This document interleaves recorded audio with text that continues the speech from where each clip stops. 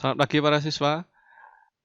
Kali ini kita akan membahas materi tentang fluida ya. Apakah di antara kalian ada yang sudah tahu tentang apa itu fluida? Ya, mungkin kalian pernah dengar istilah fluida ya. Fluida adalah zat yang memiliki sifat dapat mengalir, disebut dengan fluida ya, atau disebut dengan zat alir. Apakah fluida hanya merupakan cairan saja? Tidak ya. Jadi fluida itu bisa berupa udara juga, karena udara juga bisa mengalir ya.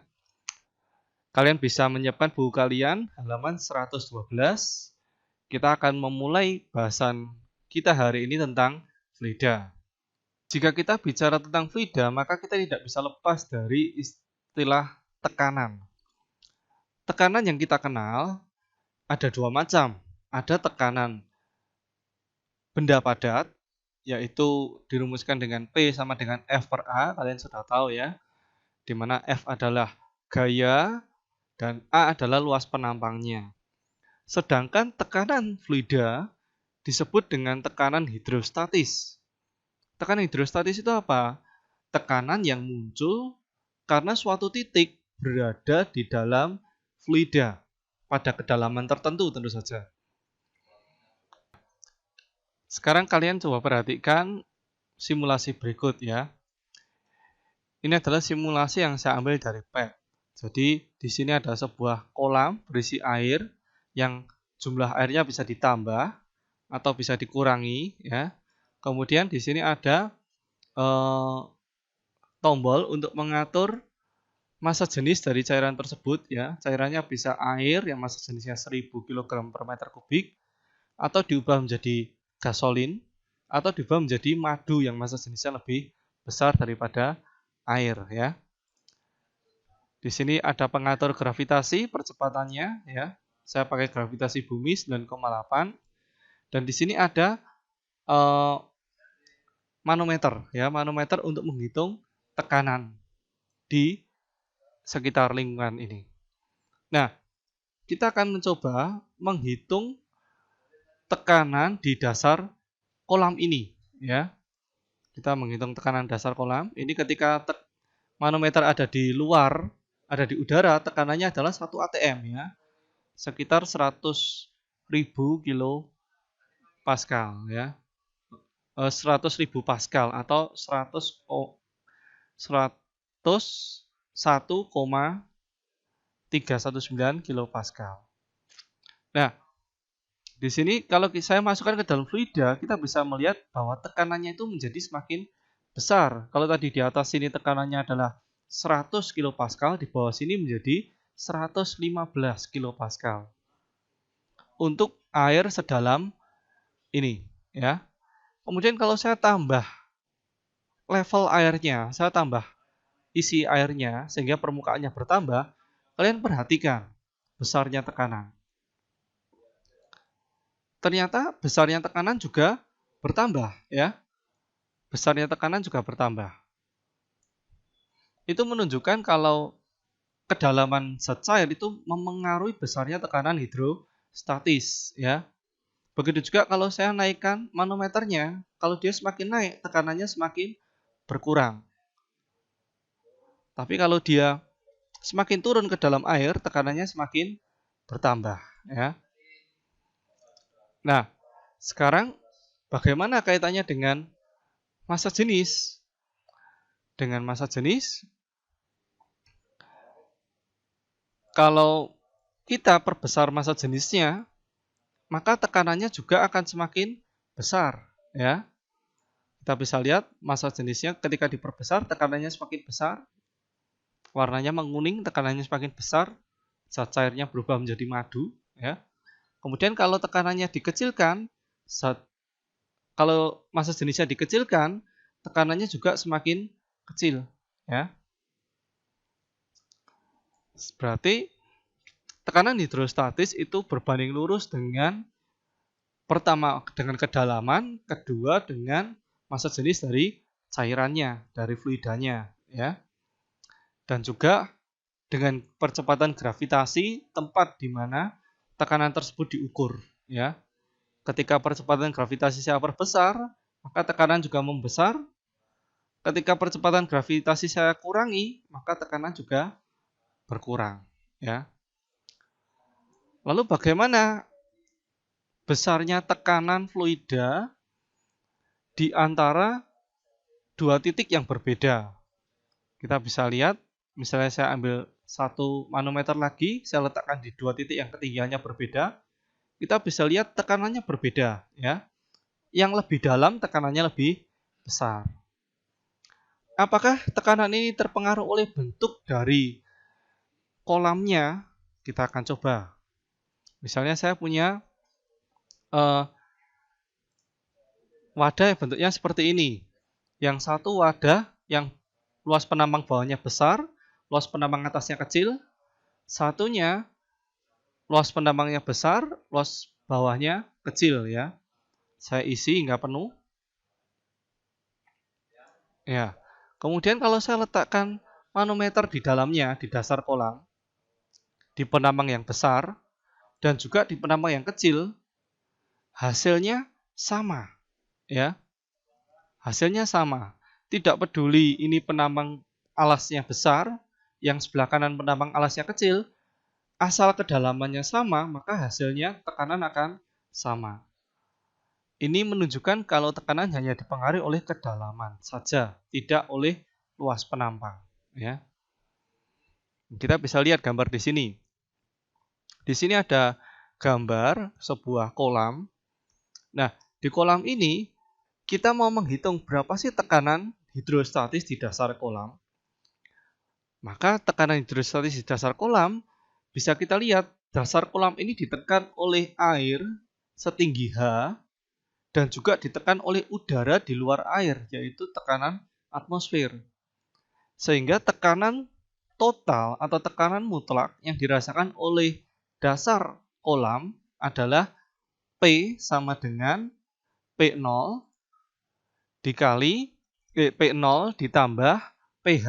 Ya, jadi tekanan mutlak yang dirasakan dasar kolam adalah P sama dengan P0 ditambah pH. Karena yang menekan dasar kolam adalah zat cair setinggi H yang tekanannya rho GH, tekanan hidrostatisnya, ditambah dengan tekanan atmosfer di permukaan air yang besarnya adalah P0. Jika tempat kita menghitung ini adalah di atas permukaan air laut, maka tekanannya adalah 1 atmosfer. 1 atmosfer itu adalah setara dengan 101.325 Pascal, ya, atau kita bisa singkat menjadi 1 kali 10 pangkat 5 Pascal. Itu juga setara dengan 1 atm. Kalian bisa lihat di buku paket kalian. Faktor konversi untuk tekanan, ya, ada di halaman 111. Di sana 1 atm itu juga setara dengan 76 cm Hg. Apa itu 76 cm Hg? 76 cm Hg adalah tekanan di bawah raksa sedalam 76 cm. Jadi Hg adalah raksa, ya. Kalau raksa itu sedalam 76 cm, maka di dasarnya itu tekanannya adalah 1 atm. Kemudian di sana juga ada 1 bar, ya. 1 bar setara dengan 1 atm juga 10 pangkat 5 Pascal, ya. Kemudian ada 1 tor yang setara dengan 1 mm Hg, di mana tor ini dibuat satuannya untuk menghargai Torricelli, ya. Dia penemu fisika di bidang fluida. Ya. Kalau kita lihat rumus tadi, maka kita akan lihat apa sih maksud-maksud simbol dari rumus tekanan hidrostatis tadi. pH adalah tekanan hidrostatis, satuannya Pascal. P0 adalah tekanan atmosfer, nilainya 1 atm atau 10 pangkat 5 Pascal. P adalah tekanan mutlak, ya. Jadi penjumlahan antara tekanan hidrostatis dan tekanan atmosfer. Rho adalah massa jenis, satuannya kilogram per meter kubik. G adalah percepatan gravitasi, meter per sekon kuadrat, dan H adalah kedalamannya.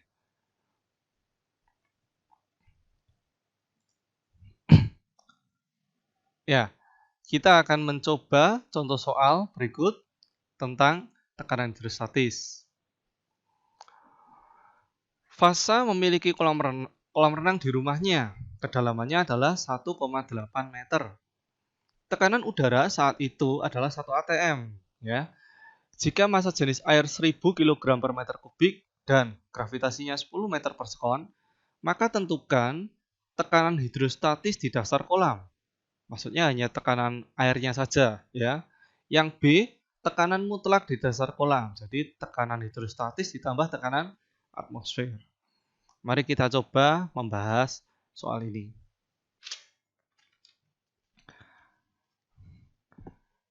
Ya, di sana Fasa memiliki kolam renang yang kedalamannya 1,8 meter, ya. Jadi H 1,8 meter.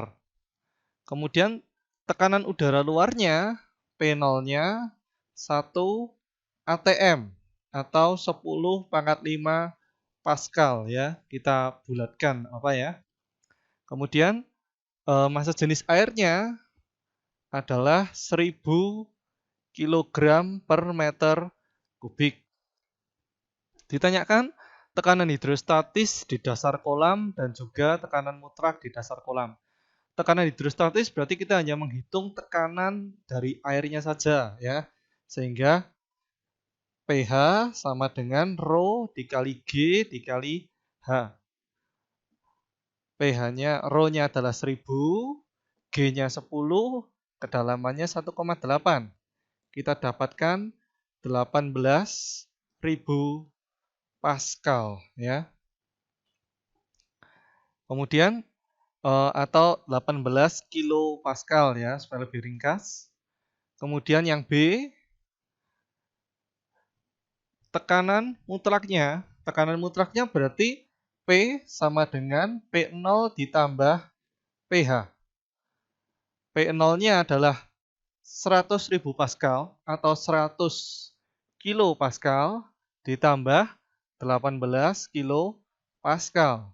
Sehingga kita dapatkan nilainya adalah 118 kilo Pascal. Ini adalah tekanan mutlaknya. Ya, jika kita bicara tentang fluida dinamis, ya, jadi topik bahasan kita itu tentang fluida dinamis sebetulnya yang menjadi materi esensi pilihan Petra, ya. Tetapi kenapa tadi saya jelaskan tentang fluida statis, yaitu tentang tekanan hidrostatis? Karena tekanan hidrostatis akan menjadi dasar dan ikut berperan dalam penerapan dari fluida dinamis, ya. Kalian bisa buka buku kalian di bagian fluida dinamis halaman 160, ya, 160. Ya, fluida dinamis ini adalah fluida yang bergerak. Untuk bisa memahami fluida dinamis, maka kita perlu menyederhanakan fluida itu sendiri, ya. Jadi kita memiliki konsep namanya fluida ideal. Apa itu fluida ideal?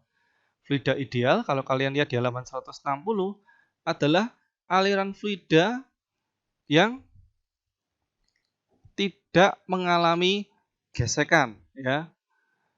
Jadi tidak mengalami gesekan. Artinya diabaikan peristiwa gesekan di dalam aliran fluida. Karena kalau ada gesekannya, menghitungnya akan lebih sulit lagi, ya. Tidak ada gesekan, tidak ada turbulensi, gitu ya, tidak ada tumbukan dengan samping-samping aliran, gitu ya. Kemudian fluidanya juga tidak termampatkan. Tidak termampatkan berarti tekanannya tidak berubah meskipun dia berada di tempat atau suhu tertentu, ya. Jadi tekanannya sama, dianggap ideal. Kemudian alirannya tunak. Apa sih yang dimaksud dengan tunak? Aliran tunak itu berarti aliran ini lurus, tidak mengalami turbulensi, tidak mengalami pusaran, ya. Alirannya lurus, garis-garis alirannya berupa garis lurus. Kita bisa lihat gambarnya di halaman 161 bagian bawah ya. Aliran tuna atau garis lurus itu yang gambar yang A, sedangkan yang turbulen itu gambar yang B. Untuk pelajaran kita kali ini kita hanya mempelajari untuk yang aliran tuna ya, aliran yang lurus.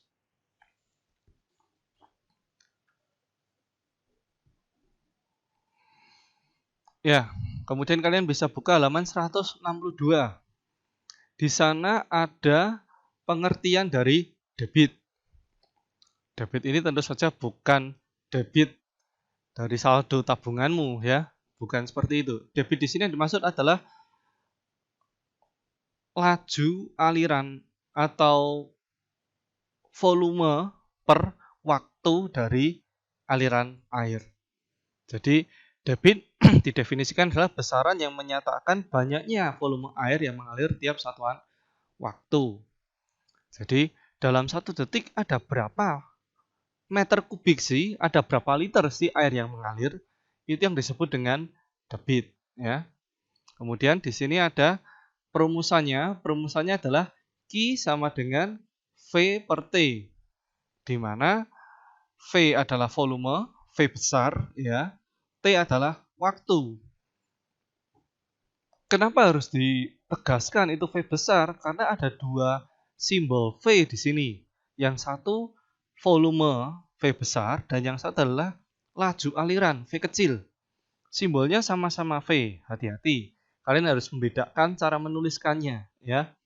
Kalau tulisan tangan tidak bisa hanya ukurannya saja besar kecil, kalian harus bedakan, beri tanda untuk membedakan antara V besar volume dan V kecil laju aliran ya. Jadi rumus debit bisa volume per waktu atau luas penampang dikali laju aliran.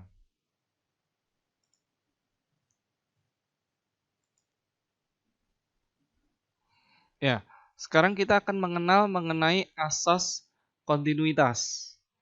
Apa itu asas kontinuitas? Asas kontinuitas adalah karakteristik dari fluida ideal yang memiliki debit yang sama pada setiap titik di sepanjang laju aliran itu. Jadi kalau kita lihat di sini ada gambar laju aliran air ya. Nah, pada laju aliran air ini akan menghasilkan kecepatan yang berbeda. Misalnya laju aliran yang luas penampangnya besar, kecepatannya akan kecil. Tetapi laju aliran yang luas penampangnya kecil, kecepatannya akan besar. Nah, tetapi hasil kalinya, hasil debitnya, debit kan adalah kecepatan dikali dengan luas penampang. Hasil kalinya luas penampang yang besar dikali kecepatan yang kecil, itu akan sama dengan luas penampang yang kecil dikali dengan kecepatan yang besar. Ya. Jadi persamaannya adalah A1V1 sama dengan A2V2. Nah, kita bisa lihat ilustrasi berikut. Kita perhatikan di sini adalah simulasi dari aliran fluida. Ya, ini saya menggunakan pad. Misalnya kita perbesar luas penampang dari laju aliran fluida ini ya. Kita perbesar semuanya ya. Supaya sama.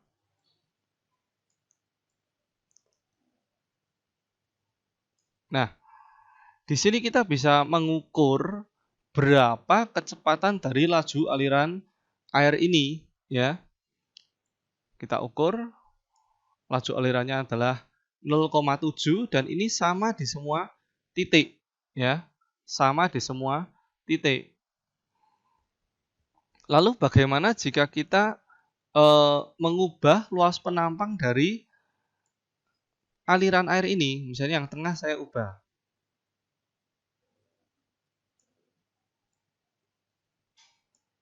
Ya.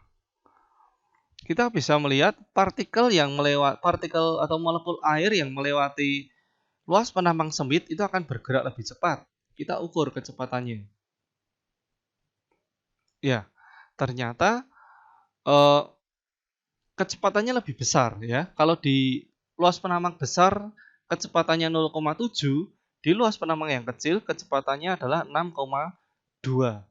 Jadi pada penambang yang besar akan menghasilkan kecepatan yang kecil, sedangkan pada penambang yang kecil akan menghasilkan kecepatan yang besar. Ini yang disebut dengan asas kontinuitas ya. Kembali lagi ke sini, asas kontinuitas dirumuskan dengan A1V1 sama dengan A2V2 ya. Di sini A1 luas penambang besar, V1 luas penambang besar, A2 luas penambang kecil, V2 kecepatan atau laju aliran di penambang kecil ya.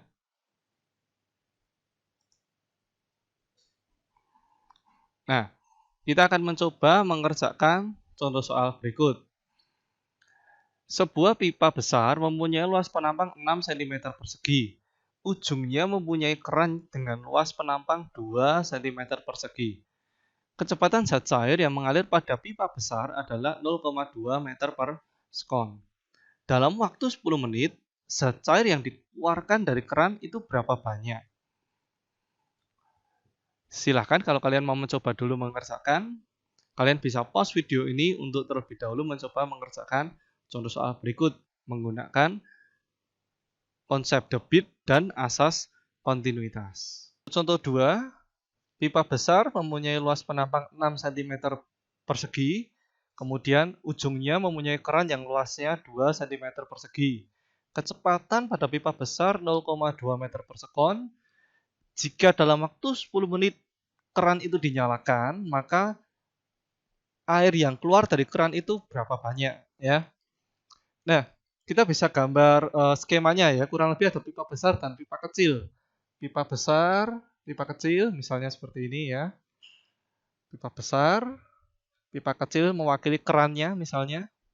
Pipa besarnya luasnya A1 adalah 6 cm persegi.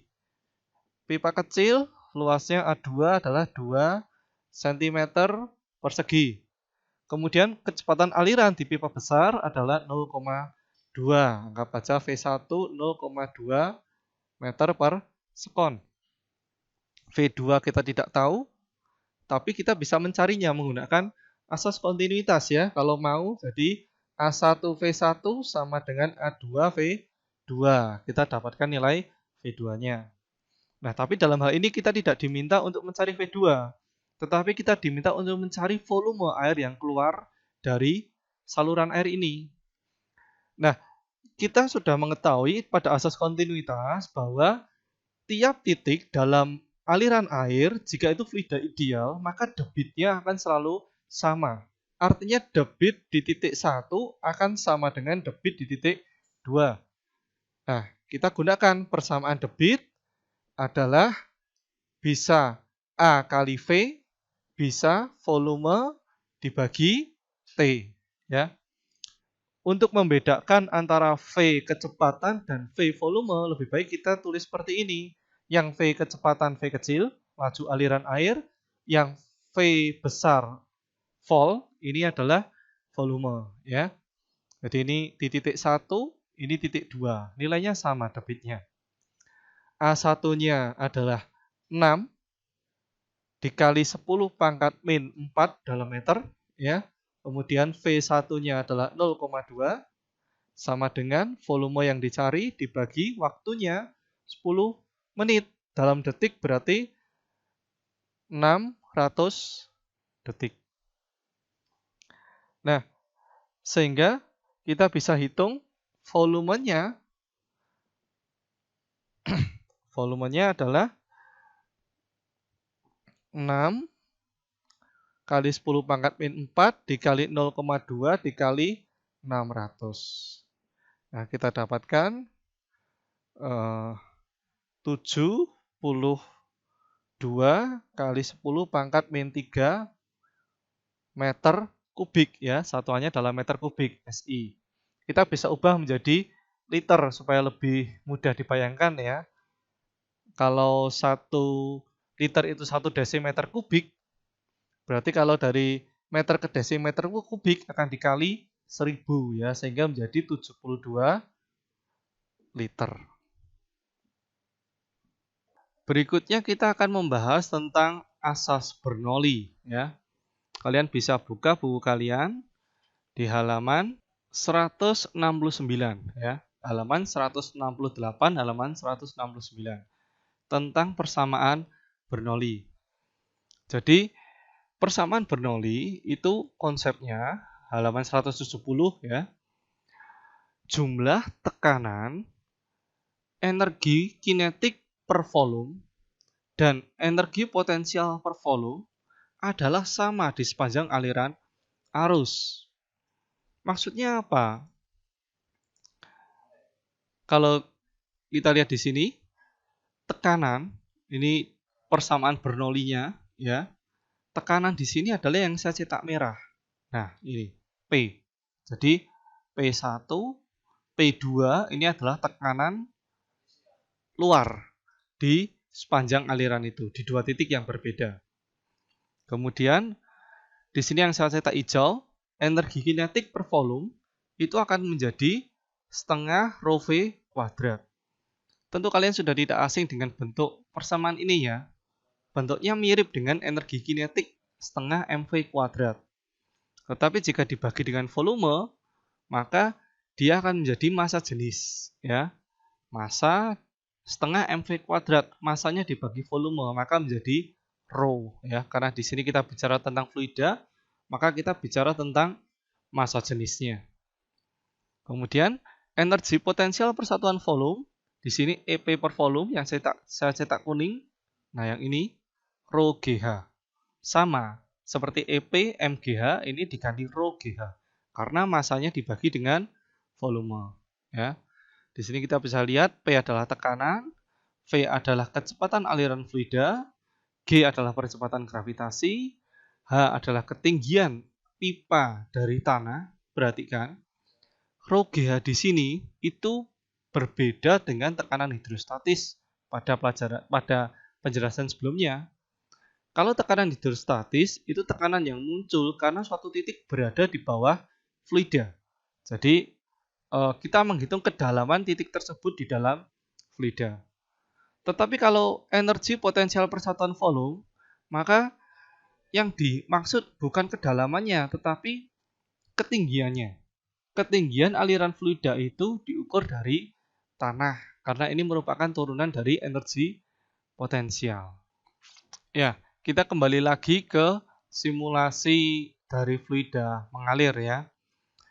Tadi kita sudah membahas kalau fluida yang mengalir itu memiliki kecepatan yang berbeda ya. Pada luas penambang besar kecepatannya akan kecil, sedangkan pada penambang kecil kecepatannya akan besar. Lalu bagaimana dengan tekanannya menurut persamaan Bernoulli? Kita akan lihat. Kalau kita letakkan manometer di sini pada penambang besar, tekanannya akan terbaca 126 kPa. Tetapi kita letakkan manometer di penambang kecil, kita akan melihat tekanannya lebih kecil. Tekanannya adalah 112 kPa. Ini menunjukkan kalau dalam fluida alir, tekanan itu berbanding terbalik dengan laju aliran. Jadi, pada suatu aliran fluida, di mana laju aliran pelan bisa karena luas penambangnya besar, maka di situ tekanannya besar. Akan tetapi sebaliknya, pada laju fluida yang laju alirannya cepat, maka tekanannya justru akan kecil, ya. Ini nanti menjadi prinsip dasar dari misalnya bentuk sayap pesawat terbang. Bentuk sayap pesawat terbang itu didesain sedemikian rupa supaya laju aliran udara di atas itu lebih cepat daripada di bawah, sehingga tekanan di bawah lebih besar daripada yang di atas. Ya. Jadi seperti itu karakteristik atau sifat tekanan dalam fluida yang mengalir. Ya, kita akan membahas contoh soal berikut. Sebuah pipa yang dialiri air diletakkan seperti gambar berikut. Kecepatan air mengalir melalui pipa A adalah 1 meter per sekon. Dan di pipa B kecepatannya adalah 9 meter per sekon. Jika tekanan pada penambang A adalah 42.000 Newton per meter persegi atau 42.000 Pascal, maka tekanan di titik B adalah berapa? Ya. Jadi kita melihat air di sini mengalir dari penambang 1 ke penambang 2 yang lebih tinggi. Kenapa bisa? Karena penambang 1 memiliki tekanan luar yang lebih besar daripada penambang 2. Sehingga dari penambang 1 bisa mendorong menuju penambang 2. Nah, kita akan coba menghitung besarnya tekanan di penambang 2. Ya, untuk contoh soal yang ketiga. Sebuah pipa yang dialiri air diletakkan seperti gambar berikut. Kecepatan air mengalir melalui pipa adalah pipa A ya, pipa besarnya adalah 1 meter per sekon. Kemudian melalui pipa B yang kecil 9 meter per sekon. Jika tekanan pada penambang besar adalah 42.000 Newton per meter persegi atau 42.000 Pascal ya, maka tentukan tekanan pada penambang B. Jadi kalau kita lihat di sana air mengalir dari A ke B karena tekanan P1 lebih besar daripada tekanan P2 ya. Sehingga kita bisa tulis P1 ditambah setengah rho V1 kuadrat ditambah rho GH1. Di sini 1 itu di pipa A, 2 itu di pipa B ya. Sama dengan P2 plus setengah rho V2 kuadrat plus rho GH2 ya. P adalah tekanan luar, setengah rho V kuadrat adalah energi kinetik per satuan volume, rho GH adalah energi potensial per satuan volume. Ya. Nah, sekarang kita masukkan untuk tekanannya di penambang 1 adalah 42.000 Pascal.